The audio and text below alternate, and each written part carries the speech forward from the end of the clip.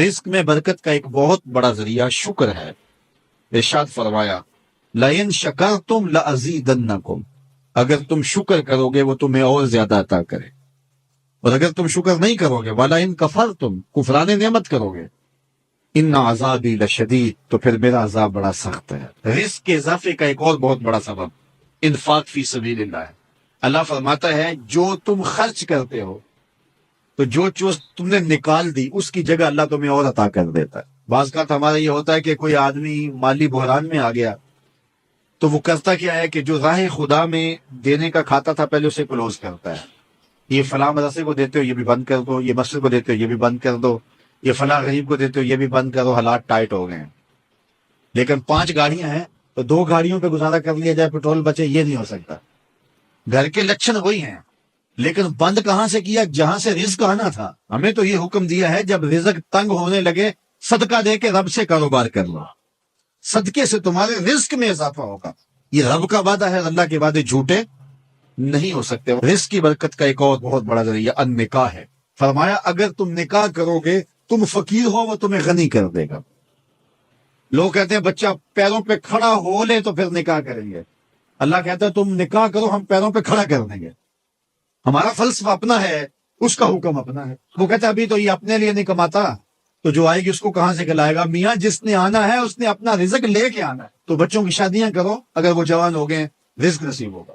اپنے اہل خانہ کو نماز کے حکم دینے سے رزق بڑھتا ہے، چونکہ جو صبح کا وقت ہوتا ہے یہ رزق کے بٹنے کا وقت ہوتا ہے، اور جس گھر میں صبح کے وقت لوگ سوئے ہوئے ہوتے ہیں وہاں بے برکتیاں ہوتی ہیں۔ تو طلوع فجر سے لے کر کے طلوع آفتاب تک اپنی اولاد کو، بیوی کو، بچوں کو نہ سونے دیں، اس وقت رزق بٹنے کے لمحے ہوتے ہیں۔ کثیر دعائیں مانگیں، تلاوت کلام مجید پڑھیں، اور نماز فجر مرد حضرات مسجدوں میں جا کے باجماعت ادا کریں، اور گھروں میں جو ہے وہ بیٹیاں بہنیں مصلے بچھا لیں، تو اللہ کی رحمتوں کا نزول ہوگا۔ اب ایک حدیث میں رزق کے اضافے کا ایک اور نسخہ ارشاد کیا گیا۔ میرے حضور نے فرمایا جو شخص یہ چاہتا ہے کہ اس کے رزق میں برکتیں ہو اور اس کی عمر میں اضافہ ہو تو وہ اپنے رشتہ داروں کے ساتھ سلوک اچھا کرے۔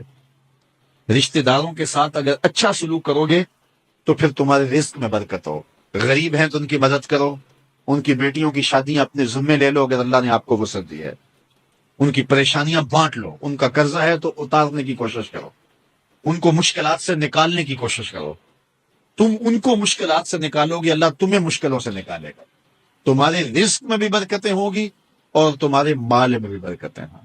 فرمایا بہتر صدقہ وہ ہے جو ناراض غریب رشتہ دار کو دیا جائے۔ اگر وہ پھنس گیا ہے، مجبور ہے، ناراض ہے، تو اس کو اگر دیں گے تمہارا نفس اس میں شامل نہیں ہوگا، تو یہ افضل صدقہ ہے جو ہر صورت میں قبول ہی قبول ہے۔ رزق کے اضافے کا ایک اور سبب الاحسان الی الضعفاء، جو کمزور لوگ ہیں ان کے ساتھ اس نے سلوک کرنا۔ الانفاق علی طلبۃ العلم، طالب علموں پہ خرچ کرنا، یہ بھی رزق میں اضافے کا سبب اور ذریعہ ہے۔ وہ حضرت بابا فرید نے کہا نا 6واں رکن دین کا روٹی ہے۔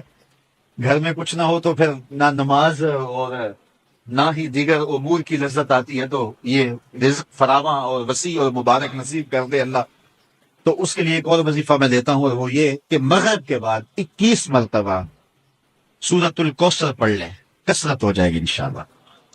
اول آخر دوشی پڑھ لیں، 5-7 منٹ لگتے ہوں گے، تو سورہ کوثر 21 مرتبہ روزانہ مغرب کی نماز کے بعد پڑھیں، اور اگر بہت زیادہ مسائل ہیں تو ہر نماز کے بعد پڑھ لیں، تو انشاءاللہ آپ دیکھیں گے کہ گھر میں برکتیں اترتی محسوس ہوں گے، انوار کا نزول ہوتے محسوس کریں گے۔ تو یہ وہ رزق کے اسباب ہیں، اگر ہم اختیار کر لیں تو ہم اللہ جل وعلا کی حمد و ثنا کے بعد رسول رحمت، شفیع معظم، نبی محتشم، حضور ختم المرتبت صلی اللہ علیہ وآلہ وسلم کی حضور ناز میں اپنی عقیدتوں، ارادتوں اور محبتوں کا خراج پیش کرنے کے بعد واجب الاحترام عالی مرتبت ذی وقار علماء کرام، حضرات سامعین، بالخصوص صدر مجلس حاضہ عالی مرتبت جانشین شیخ الحدیث حضرت صاحب زادہ حامد رضا صاحب زیدہ مجدہ علمہ عملہ عمرہ و شرفہ، السلام علیکم ورحمۃ اللہ وبرکاتہ۔ اس کی کو بند کر دیں۔ حمد و تعریف کے بعد، صلاۃ و سلام کے بعد، آج کی منعقدہ یہ تقریب جس میں مجھے اور آپ کو حاضر ہونے کا شرف، موقع اور سعادت نصیب ہو رہی ہے، استاذی و استاذ العلماء حضرت شیخ الحدیث علیہ رحمہ کہ حضور اپنی عقیدتوں اور محبتوں کا نذرانہ پیش کرنے کے لیے انعقاد پذیر ہے۔ اللہ جل شانہ آپ کے درجے بلند فرمائے۔ زندگی بھر دین متین کی جو خدمات سر انجام دی، اللہ انہیں اپنی بارگاہ میں شرف قبولیت نصیب فرمائے۔ ان کی یادگار دو دروازہ اور یہ جامعۃ العالم یہ رہتی دنیا تک نور بانٹتے رہیں، اور دنیا کے اوپر ان کے پھیلے ہوئے بہت سارے شاگرد جو ان کا روحانی ورثہ ہے، اس کی ترویج اور اشاعت کے ضامن ہیں، اللہ ان کے فیوز و برکات کو ان کے ذریعے سے مزید فراوان کرے، اور لمحہ لمحہ ان کی قبر کو اجالوں اور روشنیوں اور نور و نکھت سے مالا مال فرمائے۔ میں نے کتاب رحمت قرآن مجید سے جن کلمات پر مختصراً گفتگو آپ کے سامنے رکھنی ہے، وہ میرے رب کا حکم نامہ ہے۔ جو کوئی نیک عمل کرے، من عمل صالحا من ذکر او انثی وہو مؤمن فلنحیینہ حیاۃ طیبہ، جو اچھے اعمال بجا لائے، مرد ہو یا عورت، شرط ہے کہ وہ مومن ہو۔ تو میرے رب کا وعدہ ہے، فلنحیینہ حیاۃ طیبہ، ہم اس کو ستھری پاکیزہ زندگی عطا کرتے ہیں۔ جو اس کا ہو جائے، اس کا وعدہ ہے کہ پھر میں اس کو مرنے نہیں دیتا، ورنہ دنیا کے اوپر کتنے لوگ آئے ہیں اور چلے گئے، اور آج دنیا ان کا نام بھی نہیں جانتی۔ میں اگر آپ سے پوچھوں کہ جس زمانے میں میرے حضور علیہ السلام تشریف لائے تھے، اس زمانے کے خاقان کا نام کیا تھا، تاریخ کا گہرا مطالعہ رکھنے والا تو شاید مجھے بتا سکے، لیکن بہت سارے لوگ معذرت کر دیں گے کہ ہمیں ضرورت ہی نہیں ہے کہ اس کا نام یاد ہے۔ اچھا، میں پوچھتا ہوں، جس زمانے میں میرے آقا و مولا تشریف لائے، اس زمانے کے کیسر کا نام کیا تھا؟ اس دور کی سپر طاقت تھی رومن امپائر، لیکن آج لوگ اس کا نام بھی نہیں جانتے۔ میں پوچھتا ہوں، جس زمانے میں حضور تشریف لائے، اس زمانے کے کسرا کا نام کیا تھا؟ یہ دوسری بڑی طاقت تھی، لیکن بہت کم لوگ ہوں گے جو اس دور کے کسرا کا نام بتا سکیں۔ اور اگر میں اس محفل میں موجود سب سے کم عمر بچے سے پوچھوں کہ میرے حضور کے مؤذن کا نام کیا تھا، تو وہ سر اٹھا کے بلال حبشی کا نام لے گا۔ تو خاقان کا نام زمانے کو یاد نہیں ہے، کیسر کا نام مٹ گیا، کسرا کا نام گلدستہ تاک نسیاں بن گیا، لیکن حضور کے مؤذن کا نام کائنات کے جس گوشے میں بھی چلے جاؤ، آپ کو بلال حبشی کے نام کی مسجد ضرور ملے گی۔ اقبال تڑپ کے بولا، اقبال یہ کس کے عشق کا فیض عام ہے، اقبال یہ کس کے عشق کا فیض عام ہے، رومی فنا ہوا حبشی کو دوام ہے۔ رومی شہنشاہ کا دنیا نام بھی نہیں جانتی، لیکن بلال حبشی کا نام سینوں میں لکھا ہوا ہے۔ تو جو کہا میرا ہو جائے، پھر میں اس کو مرنے نہیں دیتا۔ فَلَنُحْيِيَنَّهُ حَيَاةً طَيِّبَةً، علماء تشریف فرما ہیں، طلباء بھی موجود ہیں۔ نحیینہ کے اندر مادہ حیات موجود ہے، لیکن حیاتاً طیبہ الگ سے ذکر کر کے اس کی تاکید مزید کر دی گئی کہ کوئی ابہام باقی نہ رہے، کہ پھر جو میرا ہو جائے، پھر میں اس کو ستھری پاکیزہ زندگی سے نواز دیتا ہوں۔ اللہ اکبر۔ دنیا میں آتے تو سارے مرنے کے لیے ہیں، کچھ لوگ جیتے جی مرے ہوتے ہیں، اور کچھ لوگ مر کے بھی نہیں مرتے۔ علامہ اقبال نے نظریہ ارتقاء پیش کیا ہے۔ ایک تو ڈارون کا نظریہ ارتقاء ہے، جو بہت ہاتھوں ہاتھ اس کا نظریہ لیا گیا کہ مختلف جانوروں کی مہذب شکل ہے انسان، جبکہ قرآن نے اس کی نفی کی۔ اور انسان کے عالی مرتبت آغاز کا ذکر ان کلمات سے ارشاد کیا، لقد خلقنا الانسان فی احسن تقویم۔ یہ بندروں اور ریچھوں کی مہذب شکل نہیں ہے، بلکہ حضرت انسان کو احسن تقویم میں پیدا کیا گیا۔ جب حضرت آدم کا ابھی خمیر گویا جا رہا تھا تو فرشتوں کی پیشانی کو سجدے کے لیے آمادہ کیا جا رہا، اس کا آغاز ہی عالی مرتبت ہے۔ لیکن خیر، اس نے کہا کہ جناب مختلف جانوروں کی مہذب شکل موجودہ انسان ہے، تہذیب پاتے پاتے اس مرتبے تک پہنچ گیا۔ یہ ہے اس کا نظریہ ارتقاء۔ اقبال نے جو نظریہ ارتقاء پیش کیا ہے وہ اس سے مختلف ہے۔ جب ان کی ماں انتقال کر گئی تو اس وقت وہ یہاں عرض ہند میں نہیں تھے، تو ان کو وہاں خبر دی گئی کہ آپ کی ماں کا انتقال ہو گیا۔ تو جب انہیں خبر پہنچی تو انہوں نے ایک طویل مرثیہ لکھا جو آج بھی کلیات اقبال میں آپ دیکھ سکتے ہیں، والدہ مرحومہ کی یاد میں۔ اس میں ماں کے بچھڑ جانے کے صدمے کو بیان کرتے ہیں۔ آہ وطن میں ہوگا اب کس کو میرا انتظار، کون میرا خط نہ آنے سے رہے گا بے قرار، آرزو لے کر تیری خاک تربت پہ آؤں گا، اب دعائے نیم شب میں کس کو میں یاد آؤں۔ تو اس میں اقبال نے فلسفہ موت و حیات بیان کیا ہے، اسی میں والدہ مرحومہ کی یاد میں، اور پھر اس میں ارتقاء کا نظریہ جو اقبال کے ہاں ہے اس کو بیان۔ بات تو بہت طویل ہو جائے گی اگر تفصیل میں ہم گفتگو کریں اس پر، لیکن میں جو اس کا مرکزی نقطہ ہے وہ آپ کے سامنے رکھنا چاہتا ہوں۔ اقبال کہتے ہیں کہ ہر شے کی فطرت میں نشو و نما کی آرزو ہے، آگے بڑھنے کی تمنا ہے۔ وہ تمنا ہی زندگی میں تحرک پیدا کرتی ہے اور آگے انسان بڑھتا ہے، مشکلیں جھیلتا ہے، تکلیفوں سے گزرتا ہے، حالات کی تلخیاں سہتا ہے، حالات کے جبر کا مقابلہ کرتا ہے، اس لیے کہ آگے بڑھنے کی خواہش نے اس کو یہ جذبہ دے رکھا ہے۔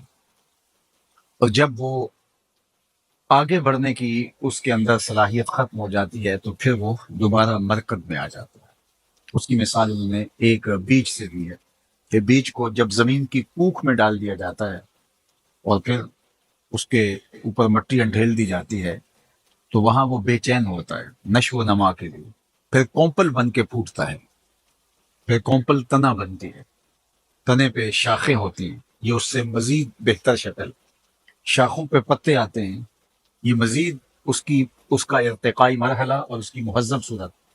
پتوں سے کلیاں بنی، شگوفے بنے، کلیوں سے پھول بنا، جب کلیاں کھل کے پھول بن گئیں تو اس کے بعد اس کا ارتقاء کا اگلا مرحلہ پھل بننا تھا، وہ پھول پھل بن گئے، اور جب پھل بن گئے تو اس عالم رنگ و بو میں اس بیج کے لیے ارتقاء کے سارے مرحلے طے ہو گئے۔ بیج سے کونپل بنی، کونپل سے تنا بنا، تنے سے شاخیں، شاخوں سے پتے، پتوں سے پھول، کلیاں، شگوفے، اور وہاں سے پھول، پھول سے پھل۔ اب اس عالم رنگ و بو میں ارتقاء کا کوئی مرحلہ باقی نہ رہا تھا، تو وہ پھل پک کر کے دوبارہ پھر بیج بن گیا، اور دوبارہ بیج بن کے پھر وہ تہہ خاک آیا، اور اب وہ اتنے بیج تھے کہ جب وہ اگے تو ایک باغ اور ایک چمنستان بن گیا۔ اقبال نے کہا کہ اس عالم رنگ و بو میں اللہ کے بندے کے کمالات اپنے نقطۂ عروج کو پہنچتے ہیں تو پھر وہ دوبارہ تہہ مزار آتا ہے۔ لوگوں نے سمجھا کہ وہ جو ہے وہ ختم ہو گیا، لیکن وہ تہہ مزار بن کے اپنے ارتقاء کے لیے بےتاب ہے۔ ذرا اس رنگ کو اقبال کے لہجے میں دیکھیے، فطرت ہستی شہید آرزو رہتی نہ ہو، خوب تر پیکر کی اس کو جستجو رہتی نہ ہو، موت کو سمجھا ہے غافل اختتام زندگی، یہ ہے شام زندگی صبح دوام زندگی۔ وہ نئی شکل میں نمودار ہونا چاہتا ہے اور اپنے رنگ اور آہنگ کے ساتھ جو ہے وہ اپنے فیض کو جو ہے وہ بکھیرنا چاہتا ہے، اس لیے اسے مرکز کی خاک کے اندر دوبارہ اس بیج کو جانا پڑا۔ اللہ اکبر۔ تو بندہ مومن جب اس دنیا کے اوپر رہتے ہوئے ارتقاء کے سارے مرحلے طے کر دیتا ہے اور آگے مزید ارتقائی منزل باقی نہیں رہتی تو پھر وہ تہہ مزار چلا جاتا ہے۔ لوگوں نے سمجھا کہ وہ ختم ہو گیا، لیکن وہ ختم نہیں ہوا، وہ ایک نئے سفر کا آغاز کرنے جا رہا۔ اب سنیے، فطرت ہستی شہید آرزو رہتی نہ ہو، خوب تر پہ کر کی اس کو جستجو رہتی نہ ہو، موت کو سمجھا ہے غافل اختتام زندگی، یہ ہے شام زندگی صبح دوام زندگی، فلا نحیینہ حیاتن طیبہ، یہ ہے وہ زندگی کہ جو اللہ ایک بندہ مومن کا مقصود کرتا ہے۔ لوگوں نے سمجھا کہ اس کا وجود ہی مٹ گیا ہے، اس کے اجزاء بکھر گئے ہیں، اب اس کا نشان نہیں بچا، لیکن جو اپنی زندگی میں سفر ارتقاء پہ گامزن رہتے ہیں تو وہ کبھی مرا نہیں کرتے۔ ربعی بن حراش ساری زندگی ہنسے نہیں، فرماتے تھے کیا خبر میرا انجام کیا ہو۔ جلیل القدر تابعی ہیں، امام سیوطی نے لکھا، الروض الانف کے اندر امام سہیلی نے لکھا، حضرت قاضی ایاز مالکی اندلسی علیہ رحمہ نے شفا میں لکھا، اور اسی کو ابو نعیم الاصفہانی علیہ رحمہ جو 4 صدی کے مجدد بھی ہیں اور محدث بھی، انہوں نے بھی حلیہ میں لکھا کہ وہ ساری زندگی نہیں مسکرائے، وہ فرماتے تھے کیا خبر میرا انجام کیا ہوگا۔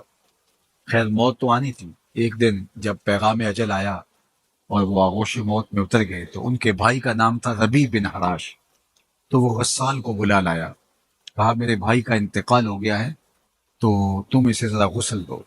تو غسال جب غسل دینے کے لیے داخل ہوا تو فوراً باہر پلٹ آیا، کہا اتنی جلدی؟ کہا یار تیرا بھائی بڑا عجیب ہے۔ کہا کیا ہوا؟ کہا نحنو نغتسلہ وہو یتبسم، ہم اسے غسل دیتے ہیں وہ آگے سے مسکراتا ہے۔ اللہ اکبر، نشان مرد مومن بات گوئن، چوں مر گائے تبسم بر لب اوست۔ اقبال نے کہا آ تجھے اللہ کے بندے کی نشانی بتاؤں، جب موت آتی ہے تو اس کے چہرے پہ مسکراہٹ ہوتی ہے۔ اللہ اکبر، چونکہ اس نے کامیاب زندگی گزاری ہے اور یہ لمحہ اس کے لیے خوشخبری ہے۔ تحفۃ المومن الموت کا یہ عملی ظہور ہے۔ اوروں کے لیے تو موت بھیانک ہوتی ہے، لیکن جنہوں نے اپنی زندگی اللہ کے نام وقف کر دی، اس کے نام لگا دی، تو پھر یہ موت ان کے لیے ایک بھیانک منظر نامہ نہیں ہے، بلکہ یہ تحفہ بن جاتا۔ حضرت ابراہیم علیہ السلام کی خدمت میں اسرائیل حاضر ہوئے قبض روح کے لیے، تو پوچھا کدھر آئے ہو؟ کہا قبض روح کے لیے۔ کہا عجیب بات ہے، رب مجھے اپنا خلیل بھی کہتا ہے اور تجھے قبض روح کے لیے بھیج دیا، کبھی ایسا بھی ہوا ہے کوئی یار بھی یار کی موت چاہے؟ وہ مجھے خلیل کہتا ہے اور تجھے قبض روح کے لیے بھیجا، کوئی یار بھی یار کی موت چاہتا ہے؟ کہا میں تو حکم کا پابند ہوں، جا کے بارگاہ عزتی میں عرض کر دیتا ہوں۔ جبریل حاضر ہوئے، کہا مالک تیرے خلیل کے پاس گیا تھا، یہ پیغام ہے تیرے نام۔ تو کہا میرے خلیل کے پاس پھر جاؤ، میرا سلام دو اور کہنا کہ کبھی ایسا بھی ہوا ہے کوئی یار یار کو بلائے اور وہ ملنے بھی نہ آئے۔ روح بے چین ہو گئی، کہا دیر نہ کر، ابھی قبض کرو۔ تو پھر موت بھیانک نہیں ہوتی، موت تحفہ بن جاتی ہے۔ اور شیخ سعدی شیرازی نے تو یہاں کمال کر دی، کہا جب دنیا پہ تو آیا تھا تو روتا تھا، یہ ہنستے تھے، زندگی ایسے گزار کے تو ہنستا ہوا جائے، یہ روتے رہ جائے۔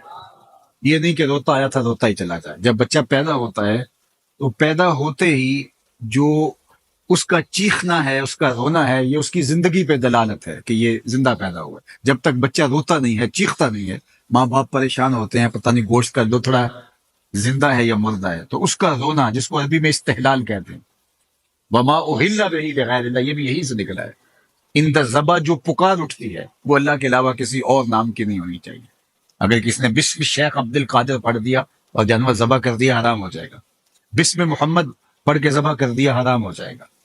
11ویں کا ہو، 12ویں کا ہو، عقیقے کا ہو، ولیمے کا ہو، ذبح کرتے ہوئے اللہ کا نام لیا جائے تو حرام نہیں ہوگا۔ اللہ اکبر۔ تو وہ جو آواز اٹھتی ہے اس کو استحلال کہتے ہیں۔ بلکہ حضور سے پوچھا گیا کہ حضور جب بچہ پیدا ہوتا ہے تو روتا کیوں؟ طبرانی نے موجم میں لکھا، پوچھا گیا کہ جب بچہ پیدا ہوتا ہے تو روتا کیوں ہے؟ فرمایا اس کے ساتھ ایک اہم ذات جنم لیتا ہے جو اس کی پسلیوں کو چھیڑتا ہے، جس کی وجہ سے وہ روتا ہے۔ تو صحابہ نے دوسرا سوال کیا کہ حضور جب آپ آئے تھے تو آپ کے ساتھ بھی ہمزاد آیا تھا؟ فرمایا ہاں۔ تو کہا کہ اس نے تو آپ کو کوئی اس طرح کی چیز نہیں کی؟ تو فرمایا اس نے کیا چھیڑنا تھا، اس کی نظر میرے چہرے پہ پڑ گئی۔ فلما رآنی اسلم، جب اس نے مجھے دیکھا اس کے لبوں پہ کلمہ جاری ہو گیا۔ جواہر البحار، جواہر البحار فی فضائل النبی المختار کے اندر امام نبہانی نے باقاعدہ باب باندھا ہے کہ حضور کا ہمزاد مسلمان ہو گیا تھا۔ دیکھنے والے کہا کرتے ہیں اللہ اللہ، یاد آتا ہے خدا دیکھ کے صورت تیری۔ اللہ نے حضور کا جمال ایسا بنایا تھا جو دیکھتا وہ پکار اٹھتا کہ یہ اللہ کے رسول ہی ہو سکتے ہیں. کہا اس نے کیا چھیڑنا تھا مجھے؟ فلما رآنی اسلم، جب اس کی نظر میرے جمال نور پہ پڑی تو اس کے لبوں پہ کلمہ جاری ہو گیا. اللہ اکبر. تو وہ ہمزاد پسلیوں کو چھڑتا ہے تو بچہ روتا ہے. رونا زندگی میں دلیل ہوتا ہے. ماں باپ خوش ہو جاتے ہیں، مبارکیں دیتے ہیں، مٹھائیاں بانٹتے ہیں. شیخ بولے جب تو آیا تھا تو روتا تھا اور یہ ہنستے تھے. ایسے زندگی گزارنی ہے کہ تو ہنستا ہوا جائے اور یہ روتے رہے. اللہ اکبر. تو اصل تو ہمارا انجام ہے. انما الاعمال بالخواتیم، جس طرح انما الاعمال بالنیات، یہ بھی روایت ہے انما الاعمال بالخواتیم. اعمال کا دار و مدار تو حسن خاتمہ پہ ہے. رنگا رنگ سہیلیاں پرن کڑے پر پریا اوسدا جانی ہے جس طرح توڑ چڑھے. کتنے لوگ ہیں جو مرتبہ کمال تک پہنچے ہوتے ہیں، آخر میں آ کے لڑک جاتے ہیں. آج ہم اپنی آنکھوں سے نہیں دیکھ رہے.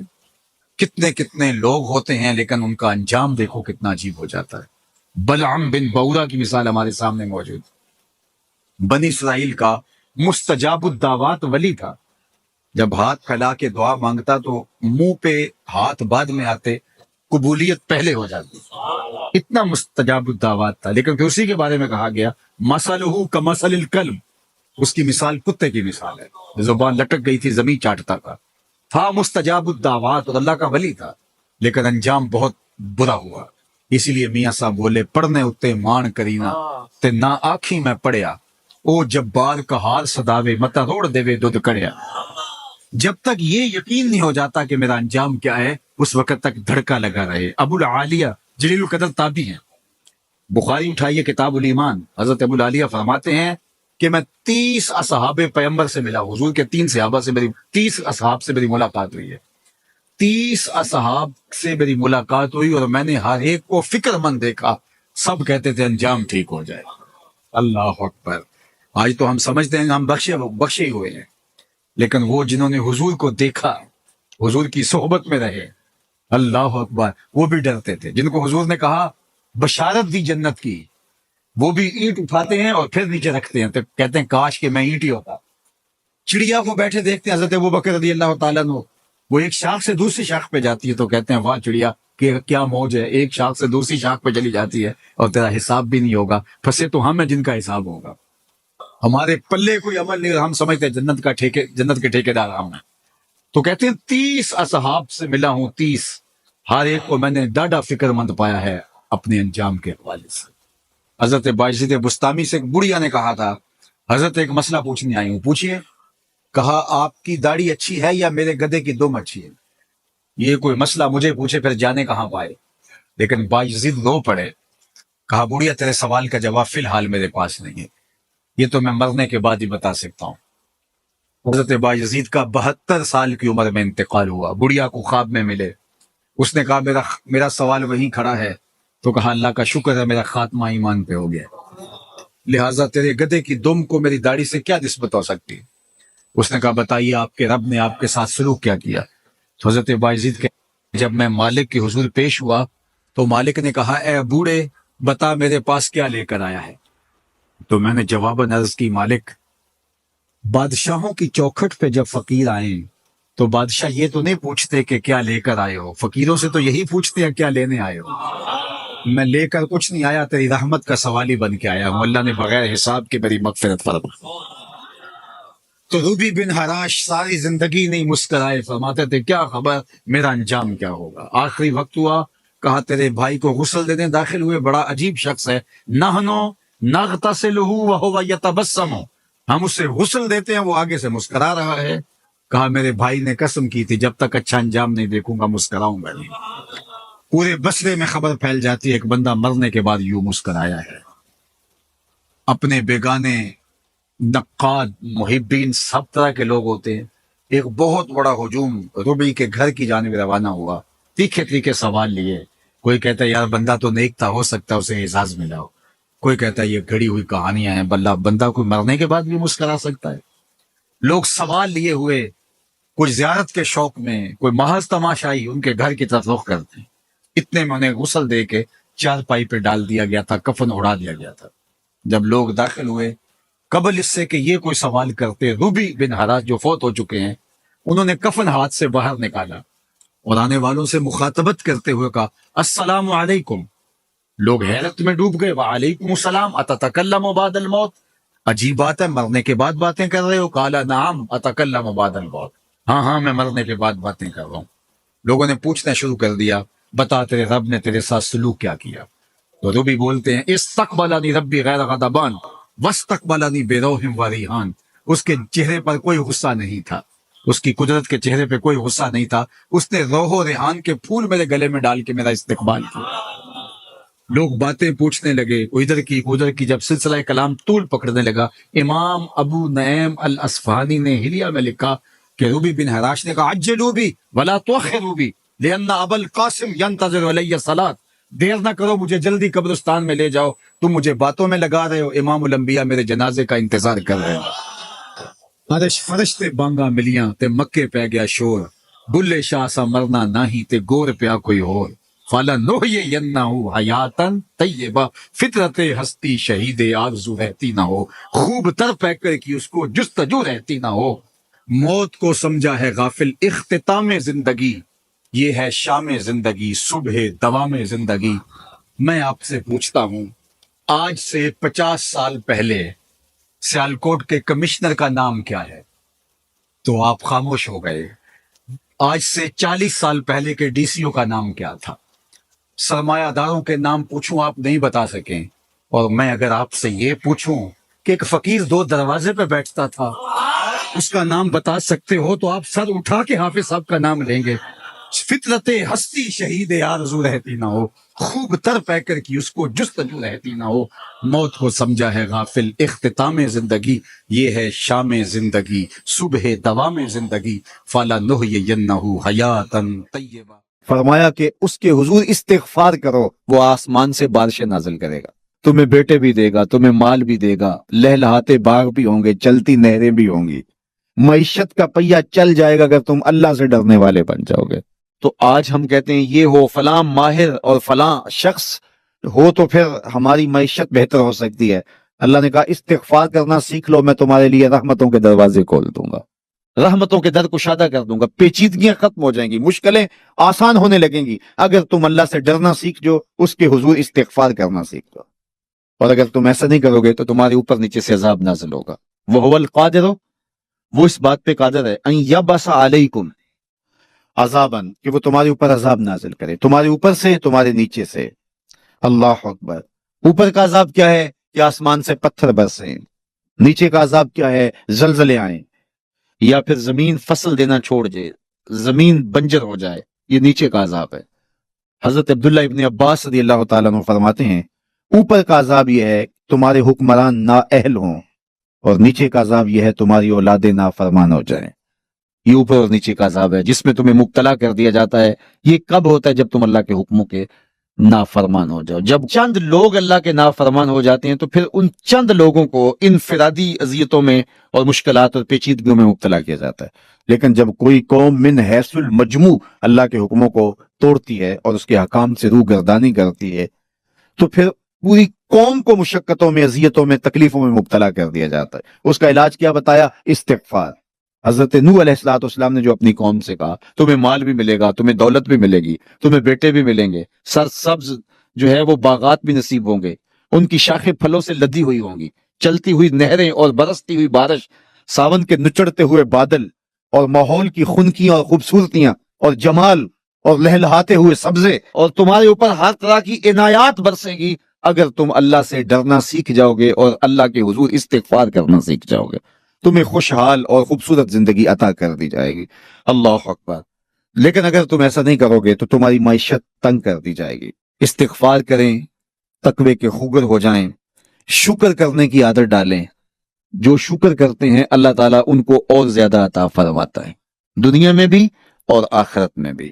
اس طرح دوسروں کی پریشانیاں دور کریں، اللہ آپ کی پریشانیاں دور کرے گا. بانٹنے کا مزاج پیدا کریں، آپ کے پاس جو بھی ہے بانٹ دیں.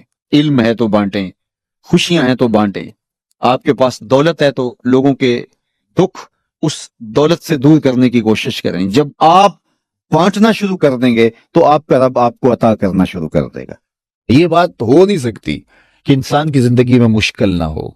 جب انسان کو پیدا کیا گیا تھا، اس کا خمیر گویا گیا تھا، تو 39 دن تک اس کے خمیر پر مٹی جو گوندی گئی تھی انسان بنانے کے لیے، اس پر 39 دن دکھوں کی بارش ہوئی تھی اور ایک دن خوشیوں کا می برسا تھا۔ تو انسان کی زندگی میں خوشیاں اور غم اس تناسب سے ہیں۔ لَقَدْ خَلَقْنَا الْإِنسَانَ فِي كَبَدٍ، انسان کی زندگی مشقتوں کا مجموعہ ہے، حالات کی تلخیوں کے سے مقابلہ کرنا پڑتا ہے، لیکن حالات مشکل ہو جائیں تو ان سے نکلنے کا راستہ کیا ہے؟ تو سنیے قرآن کیا کہتا ہے، وَمَن يَتَّقِ اللَّهَ يَجْعَل لَّهُ مَخْرَجًا وَيَرْزُقْهُ مِنْ حَيْثُ لَا يَحْتَسِبُ، جو اللہ سے ڈرنے لگ جاتا ہے، تقوی اختیار کر لیتا ہے، تو پھر اللہ تعالیٰ جل شانہ اس کے لیے مخرج پیدا کر دیتا ہے، یعنی اس مصیبت سے نکلنے کے اللہ راستے دیتا ہے۔ یہ اس شخص کا مقصوم ہے جو اللہ سے ڈرتا ہے۔ اس پر مشکلات اس پہ بھی آتی ہیں، یہ نہیں کہ اس پہ مشکلات نہیں آتی، زندگی کی مشکلات کا وہ بھی شکار ہوتا ہے، لیکن جو ہی مشکلات آتی ہیں ان مشکلات سے نکلنے کا اللہ اسے راستہ بھی عطا کر دیتا ہے۔ اور دوسری بات، وَيَرْزُقْهُ مِنْ حَيْثُ لَا يَحْتَسِبُ، اللہ اس کو وہاں سے رزق دیتا ہے جہاں سے اسے گمان بھی نہیں ہوتا، وہاں سے رزق دے دیتا ہے۔ بندہ تو یہ کہتا نا کہ مجھے یہاں سے ملے گا، یہاں سے، ایک بندے کی منصوبہ بندی ہے، لیکن جو اللہ سے ڈرنے والا ہوگا اللہ اس کو وہاں سے رزق دے گا جہاں اسے گمان بھی نہیں ہوگا، خیال بھی نہیں ہوگا کہ یہ راستہ بھی حصول رزق کا ہو سکتا ہے۔ تو یہ میرے رب کا وعدہ ہے، میرے رب کے وعدے سچے ہیں۔ تو جب تم اللہ سے ڈرنے لگو گے تو یہ تخت و تاج، یہ دنیا کی عزتیں، یہ تمہارے قدموں میں ہوں گی۔ اس سے ڈرنے کا نتیجہ ہے جو تمہارا رب تمہیں عطا فرمائے گا۔ حضرت عمر رضی اللہ تعالیٰ عنہ کی خدمت میں ایک شخص آیا، اس نے کہا میرے ہاں اولاد نہیں ہے، تو آپ نے کہا استغفار پڑھا کرو۔ ایک دوسرا شخص آیا کہ صاحب بارشیں نہیں ہوتی، فرمایا استغفار پڑھا کرو۔ تیسرا شخص حاضر خدمت ہوا اور کہا کہ ہمارے ہاں قحط کا عالم ہے، فرمایا کہ استغفار پڑھا کرو۔ تو کوئی پاس بیٹھا تھا، اس کے اٹھ کے جانے کے بعد کہا کہ مختلف لوگ مختلف سوال لے کر آئے اور آپ نے ایک ہی جواب دیا کہ استغفار پڑھا کرو۔ تو کہا میں نے اپنے طرف سے تھوڑا دیا، یہ تو میرے رب کا فرمان ہے۔ کہا وہ کیسے؟ کہا سورہ نوح پڑھو، فَقُلْتُ اسْتَغْفِرُوا رَبَّكُمْ، حضرت نوح علیہ السلام نے اپنی قوم سے کہا کہ اپنے رب کی حضور استغفار کیا کرو، اِنَّهُ كَانَ غَفَّارًا۔ اس کا نتیجہ کیا ہے؟ جب تم استغفار کرو گے تو وہ تمہارے گناہ بخش دے گا۔ ایک تو فائدہ اس کا یہ ہوگا، وَيُرْسِلِ السَّمَاءَ عَلَيْكُمْ مِدْرَارًا، آسمان سے موسلادھار بارشیں بھی برسیں گی، وَيُمْدِدْكُمْ بِأَمْوَالٍ وَبَنِينَ، اور اللہ تمہیں استغفار کی برکت سے مالا مال بھی کر دے گا، وَبَنِينَ، اور تمہیں بیٹے بھی عطا کرے گا، وَيَجْعَلْ لَكُمْ جَنَّاتٍ وَيَجْعَلْ لَكُمْ أَنْهَارًا، تمہیں باغ بھی عطا کرے گا اور تمہیں چلتی ہوئی نہریں بھی عطا فرمائے گا۔ آج میں سمجھتا ہوں کہ پاکستانی قوم کو اجتماعی استغفار کی ضرورت ہے۔ آپ کے دریاؤں کا پانی سوکھ گیا، استغفار کریں گے اللہ تعالیٰ ان کو پانیوں سے مالا مال کر دے گا، بارشیں ہوں گی، قحط سالیاں دور ہوں گی، بے اولادوں کو استغفار سے اولاد نصیب ہوگی، اور معیشت کی بہتری جو ہے وہ استغفار کے ذریعے سے ہوتی ہے۔ تو یہ 5 چیزیں بیان فرمائیں، تو استغفار سے خوشحال زندگی کا تصور ابھرتا ہے۔